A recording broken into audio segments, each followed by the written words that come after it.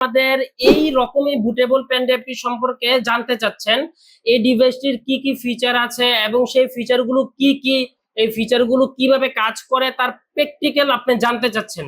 তো চলুন এখন প্র্যাকটিক্যাল দেখি।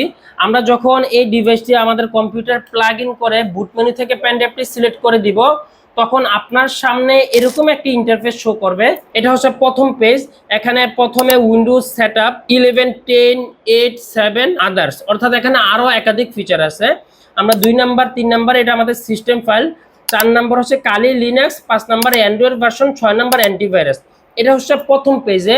প্রথমটা যদি সিলেক্ট করি উইন্ডোজ সেটআপ, এটা যদি আমরা ক্লিক করি আমাদের সামনে এরকম একটা ইন্টারফেস আসবে। আপনি যখন উইন্ডোজ 11 এটা সিলেক্ট করবেন, উইন্ডোজের সাথে সাথে আপনার প্রয়োজনীয় সফটওয়্যারগুলো অটোমেটিক ইনস্টল হয়ে যাবে। আর 2 নাম্বারটা সিলেক্ট করলে আপনি চাইলে আপনার পছন্দ অনুযায়ী সফটওয়্যার সিলেক্ট করে দিতে পারবেন এবং চাইলে সফটওয়্যার ছাড়া র উইন্ডোজটা ইনস্টল হবে। উইন্ডোজ 10, 11 এর ক্ষেত্রে সেম, উইন্ডোজ 10 এর ক্ষেত্রেও সেম।